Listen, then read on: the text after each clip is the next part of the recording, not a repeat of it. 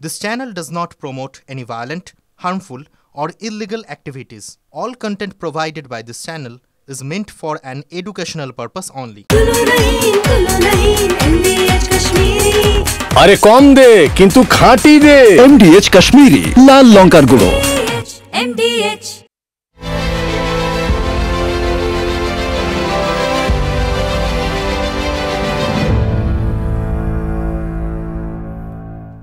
ফুটকাটা স্পেশালের শুরুতেই প্রত্যেক দিনের মতো ইনফরমেশন ওয়ালে দেখাবো টপ 10 ব্রেকিং। দেখুন ব্রেকিং নাম্বার 1, 1 নম্বর ব্রেকিং, খাস কলকাতায় আইন কলেজে গণধর্ষণের অভিযোগ। 2 নম্বর ব্রেকিং, সাউথ ক্যালকাটা ল কলেজে গ্যাং রেপ, এটা কসবা এলাকায়। 3 নম্বর, নির্যাতিতা টিএমসিপির নেত্রী। 4 নম্বর ব্রেকিং, 25শে জুন কলেজের গার্ড রুমে নির্যাতনের অভিযোগ, মানে যে ঘরে নিরাপত্তারক্ষীরা থাকেন সেই ঘরে।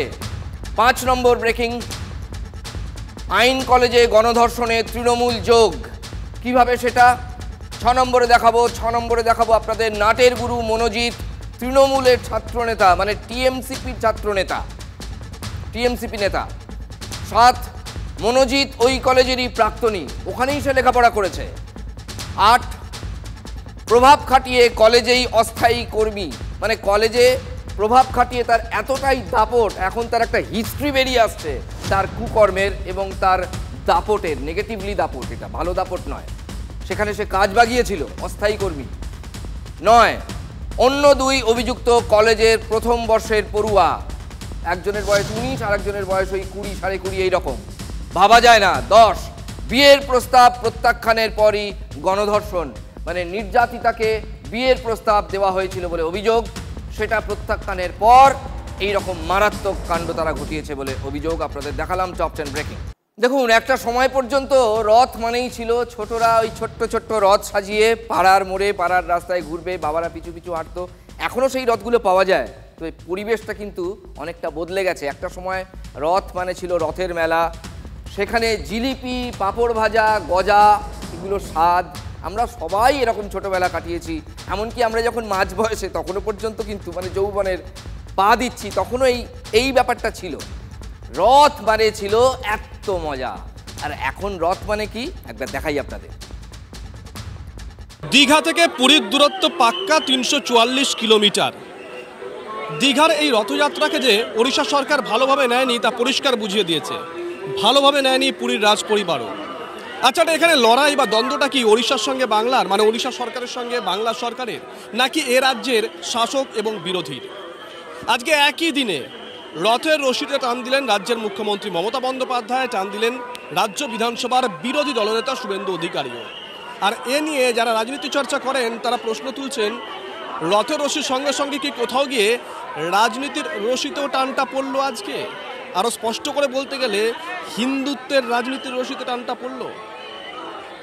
বাংলা একটা কথা আছে না, রথ ভাবে আমি দেব, পদ ভাবে আমি, মূর্তি ভাবে আমি দেব, হাসেন অন্তর্যামী। রথ, পদ বা মূর্তিকে সেটা বিচার করার দায়িত্ব আপনার, কিন্তু অন্তর্যামী আমজনতা। অন্যবার রাজ্যে রথ, মানে আমাদের রাজ্যে রথযাত্রার কেন্দ্রে থাকে মূলত কলকাতার ইস্কনের রথ, সেখানে থাকতেন মুখ্যমন্ত্রী প্রত্যেকবারই। সোনার ঝাঁটা দিয়ে তিনি রাস্তা ঝাঁট দিতেন, দড়িতে টান দিতেন, সবাই সেই দড়ি যতজন ধরতে পারতো ধরতো, তারপরে ভক্তমণ্ডলী ধরতো। পাশে পাশে থাকতেন ইস্কন কলকাতার সহসভাপতি রাধারমন দাস। এবার কলকাতা ইস্কনের রথযাত্রায় কিন্তু সেই জৌলুস নেই। কী করে থাকবে? কারণ মুখ্যমন্ত্রী এখানে নেই, তো রাধারমন দাসও নেই। মালা গলায় কাকে দেখা গেল? তৃণমূলের রাজ্য সভাপতি সুব্রত বক্সী, মানে কলকাতা ইস্কনের রথে, এবং মুখপাত্র জয়প্রকাশ মজুমদারকে। এবার কিন্তু আকর্ষণের কেন্দ্রে ছিল দীঘা, মানে এখনো আছে। মুখ্যমন্ত্রীও সেখানে, রাধারমন দাসও সেখানে। জগন্নাথ মন্দির তৈরির পর এবারই দীঘায় এত বড় করে ঘটা করে প্রথম রথযাত্রা। আসলে এবার রথের রশিতে বাঁধা পড়েছে রাজনীতি। ভোটের অঙ্ক কষে ফেলেছেন শুভেন্দু অধিকারী, তাতে শিলমোহর দিয়ে গিয়েছেন অমিত শাহ। 39% এককাট্টা হয়েছে বলেই আমরা 2,33,27,000 ভোট, আর 5% হিন্দুকে আমাদের পক্ষে ভোট করাতে হবে। थोड़ा फासला बाकी है, आप 40% तो क्रॉस कर गए हो, 4-5% आगे बढ़ना है, 4-5। দেখুন, শুভেন্দুবাবু ধর্মপ্রাণ মানুষ হতেই পারেন, কিন্তু ভোটের অঙ্কটা তিনি অস্বীকার করেন না, বরং তিনি বুক বাজিয়েই বলেন যে এই অঙ্কেই রথযাত্রাকে রামনবমীর চেহারা দেওয়ার ডাক দিয়েছিলেন তিনি। 1.5 কোটি ভক্ত এবারে রামনবমীতে সামিল হয়েছেন। ঐতিহাসিক রথযাত্রাটাকেও তাই করতে হবে। ঠিক এর মধ্যে এরকম একটা আবহে কালীগঞ্জে উপনির্বাচন হয়েছে। ফলাফলে দেখা যাচ্ছে 2021-এর তুলনায়, মানে শেষ বিধানসভা ভোটের তুলনায় বিজেপির ভোট এই উপনির্বাচনে কালীগঞ্জে 1.5% মতো কমেছে। তৃণমূলের ভোট বেড়েছে প্রায় 2%, কংগ্রেসের ভোট বেড়েছে 3%-এর বেশি। তাহলে মুদ্রা প্রশ্নটা হচ্ছে, অন্তত যারা দেখুন ভোট নিয়ে কাটাছেড়া করেন, তারা একটা কোনো রকম বায়াসে না গিয়ে একটা প্রশ্ন তুলতেই পারেন যে শুভেন্দুবাবু যে হিন্দু হিন্দু ভাই ভাই ফর্মুলাটা বলছেন, আরও 5% চাই, সেই ফর্মুলাটা কি এখনো পর্যন্ত ঠিক ক্লিক করছে না? যে সিগন্যালটা কালীগঞ্জে উঠে এসেছে, it's a very good signal. যত হিন্দু ভোট দিতে গেছে তার মধ্যে 73% বিজেপিকে বেছে নিয়েছে, আর 109টা হিন্দু বুথের মধ্যে 108টাতে বিজেপি ভালো ভোটে লিড পেয়েছে, একটাতে মাইনাস হয়েছে। এইটা যদি 26-এ পশ্চিমবাংলার হিন্দুরা চাইলে এই ধরনের জোট বেঁধে তাদের মনোনীত প্রার্থীকে জিতিয়ে দিতে পারেন, মুসলিমরা ফ্যাক্টর হবে না। বিজেপির ভোট কমেছে অথচ নাকি দারুণ বেড়েছে, এটা বোকা বোকা কথা হয়। সম্পূর্ণ ভুল পরিসংখ্যান দিচ্ছেন বিরোধী দলনেতা। হিন্দুদের মধ্যেও বিজেপির ভোট কমেছে। শুভেন্দুবাবু কিন্তু নিজের এই অঙ্কে বা ফর্মুলায় অনড়, কিন্তু দীঘার মন্দির এবং এই যে রথযাত্রা, এটা কি শুভেন্দুবাবুদের এই অঙ্ককে ঘেঁটে দেবে? সরকার মোল্লাদের সরকার, এই সরকার মুসলমানদের সরকার, এই সরকারের মুখ্যমন্ত্রী মুসলিম তোষণকারী, হিন্দু বিরোধী। আমাকে বলেছে আমি নাকি হিন্দু ধর্মকে তাচ্ছিল্য করি। আমিও কিন্তু ব্রাহ্মণ পরিবারের মেয়ে। আমি ব্যানার্জি, আমি ব্রাহ্মণ, খুব ভালো লাগছে। আপনাকে যে বলতে হচ্ছে আমি ব্যানার্জি পরিবার, খুব ভালো লাগছে। লাইনে এসে গেছেন আপনি। দীর্ঘদিন মমতা বন্দ্যোপাধ্যায়ের সঙ্গে দল করেছেন শুভেন্দু অধিকারী, তিনি কিন্তু এটা খুব ভালোই জানেন যে পোড় খাওয়া রাজনীতিক মমতা বন্দ্যোপাধ্যায় তাঁর লাইনকে বেলাইন করার যাবতীয় চেষ্টা চালাবেন, কোনো রকম কসুর করবেন না এবং করছেনও না। দীঘার রথচক্রে গুড়িয়ে যেতে পারে তার গদির স্বপ্ন, তাই কি বারবার শুভেন্দুবাবুর টার্গেট দীঘা? মনোজ বার্মা, বিনীত গোয়েল, রাজীব কুমার দেখুন সব কি করছে গিয়ে ওখানে। কলকাতা পুলিশকে তো পুরো নিয়ে চলে গেছে দীঘাতে। লোক তো নেই দীঘায়, জামা খুলিয়ে পুলিশকে দিয়ে হাঁটাবে। দীঘাতে কোনো হিন্দু অংশগ্রহণ করেনি, পুরীকে ছোট করতে গেছে, আজকে প্রত্যাখ্যান করেছে। 3000 রেডিমেড লোক, তার মধ্যে মুসলমান অনেক, আর পুলিশ। ওখানে দেখবেন নারকেল ফাটেনি, এখানে 3টে নারকেলই ফেটেছে। জালি হিন্দুকে ভগবান নেয় না, কমপ্লিট জালি হিন্দু। বিষয়টা অনেকটা কেমন বলুন তো? এ বলে আমায় দেখ, ও বলে আমায়। সবাই আসলে দেখতে বলছেন প্রভু জগন্নাথকে, কিন্তু তাতে যদি রাজনীতির রং মিশে যায় তাহলে সেটা কিন্তু একটা বড় মুশকিল হয়ে দাঁড়ায়। ঠিক তাই হয়েছে। শ্রীক্ষেত্রে রথ বরাবরই মহোৎসব, এবার দীঘাও তাতে নাম লিখিয়ে ফেললো। জমজমাট উৎসব সেখানে, কিন্তু দুয়ের মধ্যে হার জিতের খেলা ঢুকে গেছে নাকি? এটা কি মানায়? রথযাত্রা তো সর্বজনীন। পুরী, দীঘা, মাহেশ, মায়াপুর, কলকাতা সব মিলেমিশে একাকার। জগন্নাথ এক, প্রভু তো এক, কিন্তু দুই দলে ভাগ বাংলা, এটাই এখন মোদ্দা কথা। রথের উৎসবকে কেন্দ্র করে একদিকে জোড়া ফুল আর একদিকে পদ্ম ফুল, কিন্তু দুইয়ের কাঁটা প্রভুকেও কি বিঁধছে? সত্যি কি প্রভু অস্থির? যেভাবে তার উৎসবে রাজনীতির পোঁচ লেপে দেওয়া হচ্ছে, তাতে তো তাই হওয়ার কথা।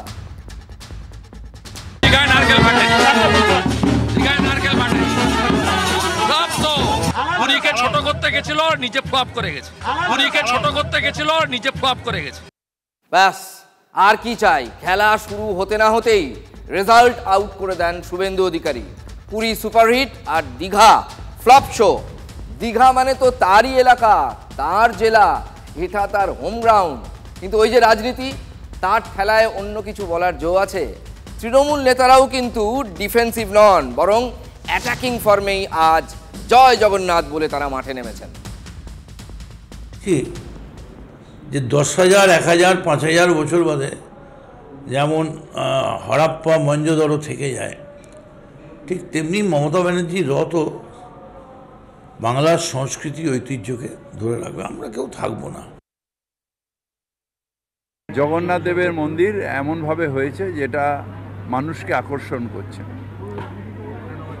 উড়িষ্যায় মন্দির অনেক দিন ধরে রয়েছে, সেখানেও মানুষ যান, কিন্তু জোর করে রাজনীতি করে যারা হিন্দুত্বের নামে যারা ভোট ভাগ করার চেষ্টা করে তাদের ছোচামুখ ভোতা হয়ে যাবে। টানে ভগবান জাগে, ভগবানকে ওইভাবে ভাগ করা যায় না। আর আমি একটা জিনিস বিশ্বাস করি যে আমি একটা পুজো পর্যন্ত করতে পারি না যদি ঈশ্বরের আশীর্বাদ না থাকে, এটা আমার বিশ্বাস। তো নিঃসন্দেহে স্বয়ং মহাপ্রভু ইচ্ছে ছিল যে ওখানে উনি অধিষ্ঠান করবেন, দিদি সেই কাজটা করেছে। কথায় আছে জানেন তো, ভক্তের ভগবান। ভক্তদের কথাতেও কিন্তু এটা স্পষ্ট। অনেকেই দীঘায় ছুটেছেন প্রথম দীঘার এত বড় রথযাত্রার স্বাদ গ্রহণ করতে। দীঘার মন্দির এবার অক্ষয় তৃতীয়ার উদ্বোধনের পর থেকেই বিতর্কের জালে জড়িয়ে গিয়েছে। সেইবার যখন অক্ষয় তৃতীয়া উদ্বোধন হয়েছিল তখন থেকেই, তার আগে থেকেই চলছিল, তখন থেকে বিতর্ক আরও বেশি করে দানা বাঁধে। পুরীর সঙ্গে প্রতি পদে পদে তুলনা এটা চলে এসেছে। রাজ্যের বিরোধীরা, বিশেষ করে বিজেপি, এই কাজটি জান প্রাণ দিয়েই করে চলেছে বলা যায়। আপনাদের মনে আছে বছর দুয়েক আগে রসগোল্লা নিয়ে ওড়িশা এবং বাংলার মধ্যে একটা ভয়ঙ্কর কম্পিটিশন, মানে যুদ্ধ বেঁধে গিয়েছিল ওই জিআই ট্যাগ নিয়ে, এবং রসগোল্লার সৃষ্টির কৃতিত্ব কার এটা নিয়ে। মূলত ওড়িশা এই নিয়ে জিআই ট্যাগ দাবি করে যুদ্ধ বাঁধিয়ে দিয়েছিল বাংলার বিরুদ্ধে। তারা বলেছিল বহু যুগ ধরে নাকি জগন্নাথ দেবের ভোগে মানে রসগোল্লাই দেওয়া হয়। সে যুদ্ধ একেবারে শেষমেশ বাংলায় জিতেছে, হারতে হয়েছিল ওড়িশাকে। এবার রথেও কেমন যেন সেই রকমই একটা যুদ্ধ ব্যাপার। অনেকটা প্রভু জগন্নাথকেও জিআই ট্যাগে বেঁধে ফেলার একটা লড়াই চলছে যেন, মানে রাজনীতিকরা যা করছেন। রাজনীতিকরা পুরী না দীঘা, যুদ্ধটা কিন্তু রাজনীতিকদের মধ্যে জমজমাট।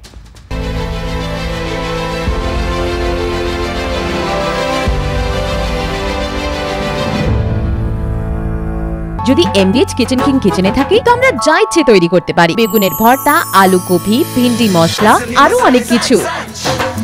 MDH